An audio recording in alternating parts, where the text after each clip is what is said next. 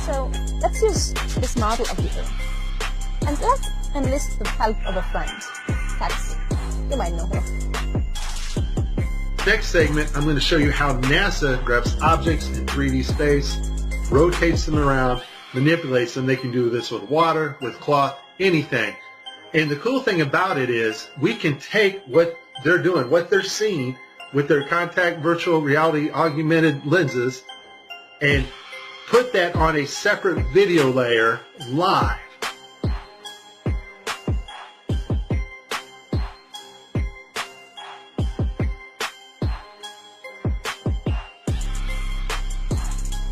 Okay, I have a lot of Tim's Peak screw-ups, but this one here, this system glitches. The software does not track his hand properly, and Tim slips his hand underneath his other fingers, which is tightly holding onto the mic, which would be impossible.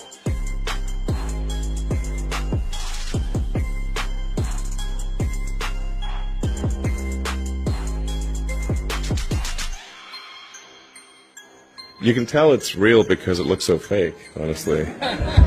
Like, we'd have way better CGI if it was fake.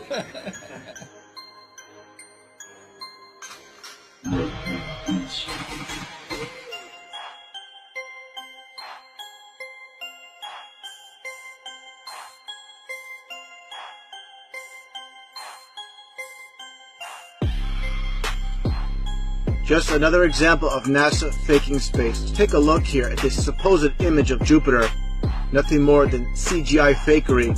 The supposed auroras.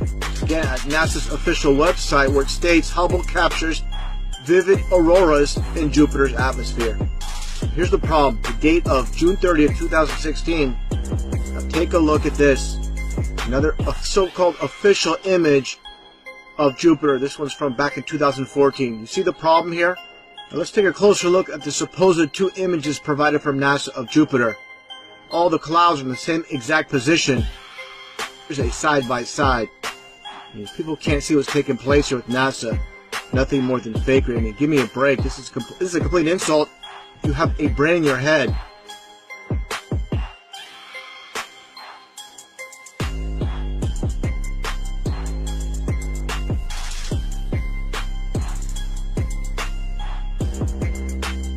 Look like you're in a studio, maybe in Omaha, Nebraska or something. The shot is so clear. Is this a hoax? Are you really in space still?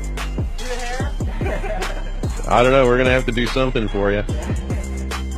I want to do it. I know. Oh, yeah, I can do that. Watch this.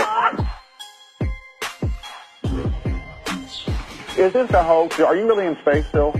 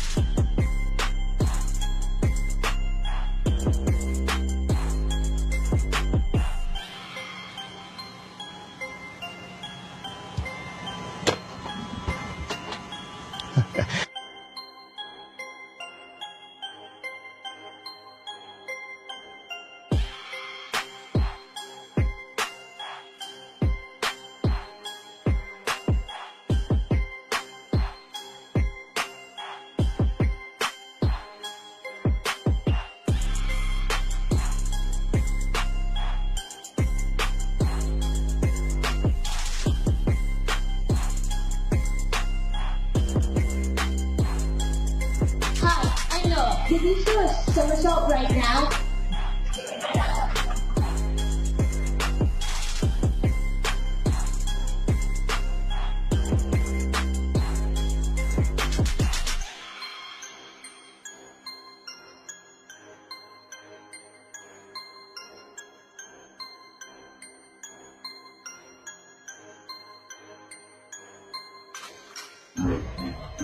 Is this a hoax? Are you really in space still? See the hair? See the hair? And they just start making stuff up. Yeah. Like that Neil Armstrong guy. Have you seen him on the talk shows? Neil Armstrong, you mean the first man to walk on the moon? Talk about a fish story. Yeah. Man, and they're buying it. Oh, yeah.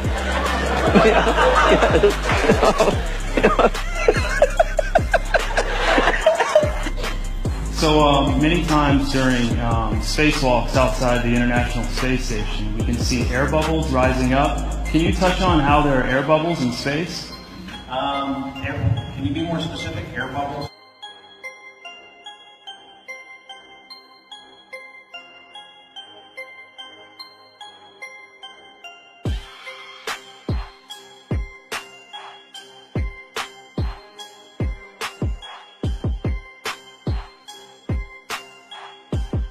So yeah, like a lot of times during the footage, the NASA footage, you can see bubbles coming up out of the helmets or kind of from underneath you. How do you explain bubbles in space? Yeah, I'm not sure exactly what you're talking about. Now, sometimes you get water in the helmet, and it comes either from sweat or from the cooling garments, and that's generally what that is.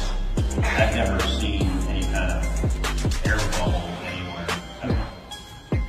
Could it be that you're filming in an underwater pool and you're not really out there?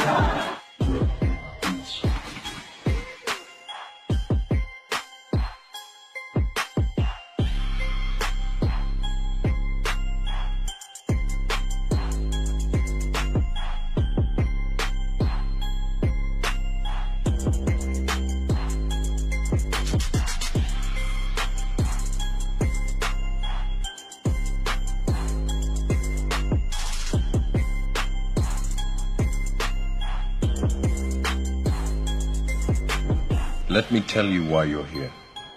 You're here because you know something. What you know you can't explain, but you feel it. You felt it your entire life, that there's something wrong with the world. You don't know what it is, but it's there, like a splinter in your mind, driving you mad. You're a coward and a liar and a thief.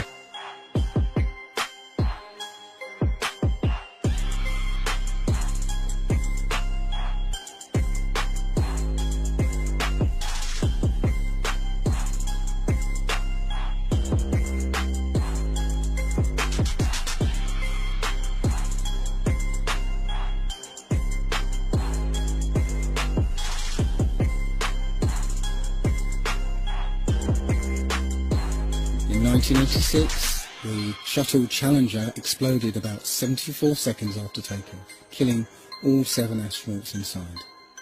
Or did it? It turns out that 6 of the 7 are still alive and kicking today. Ellison Onizuka claims to be his identical twin brother, Claude. Yeah, I've got an identical twin brother, Claude, too. The Challenger pilot, Mickey Smith, hasn't even bothered changing his name. He's now Professor Michael J. Smith of University of Wisconsin. Now, Krista McAuliffe was a bit of a sneaky one. She was the Challenger payload specialist, quite famous for being a teacher. It turns out, during her astronaut days, she was using her middle name, Krista, and now she goes by her first name, Sharon. The Challenger commander, Francis Richard Scobie, is now Dick Scobie, which sounds like a rather unpleasant disease. Judith Resnick, the Challenger mission specialist, again hasn't even bothered changing her name. She's a professor at Yale Law. And finally, Ronald McNair, another Challenger mission specialist, claims to be his identical twin brother, Carl McNair. What are the odds? So there I was, just minding my own business, looking at Google Earth, and this big, snow-covered monstrosity is staring me in the face like, why is that covered in snow? So I keep digging a little bit deeper, and I finally get underneath this cloud cover here, and a few images pop up. And I say, oh, images, what are they? Oh, this is what you got, which I'm sure that looks familiar to you, right? Looks just like the pictures they give us of Mars. So I'm just kind of creeping around here and definitely noticing the same kind of undulation changes and same kind of rock, same kind of dirt. The only thing that's missing is that nice little red tint that they pay somebody $150,000 a year to put on there. So I'll keep kind of going through here and see if it... What the...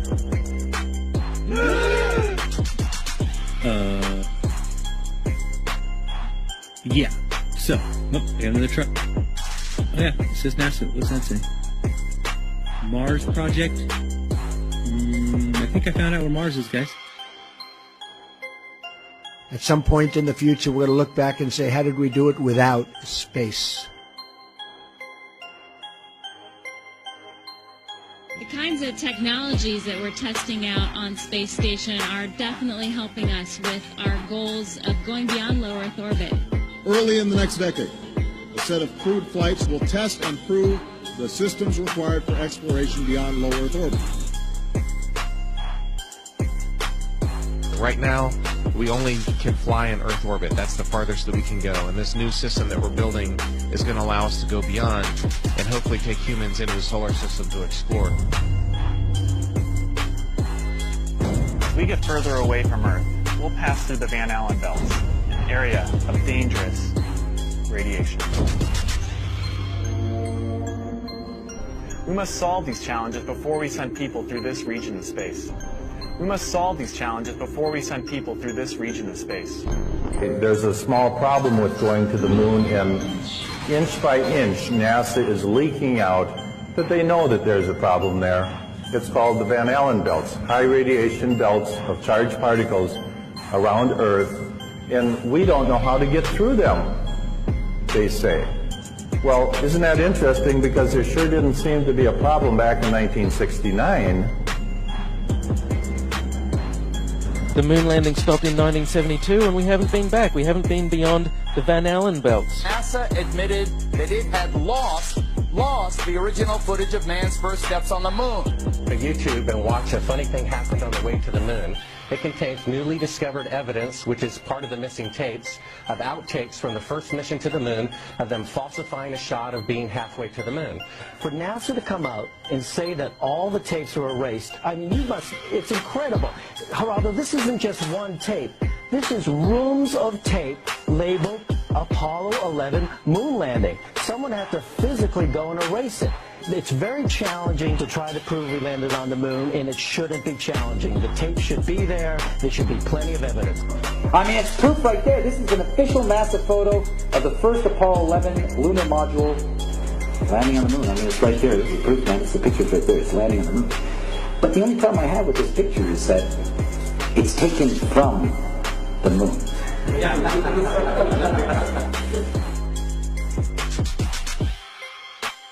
People who believe they saw the landing on the moon because they heard it on the radio.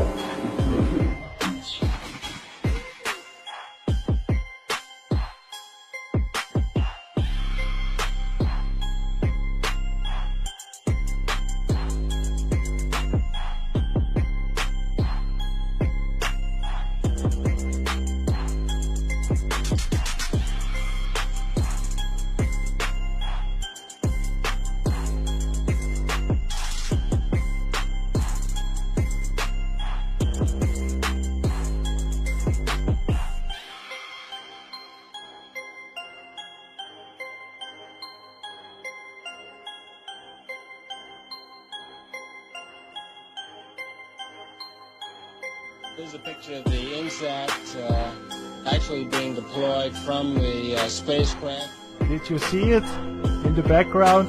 There was a guy in the background, man. I'm not kidding you. You can't deny that that's someone in the background. There's a guy moving in the background.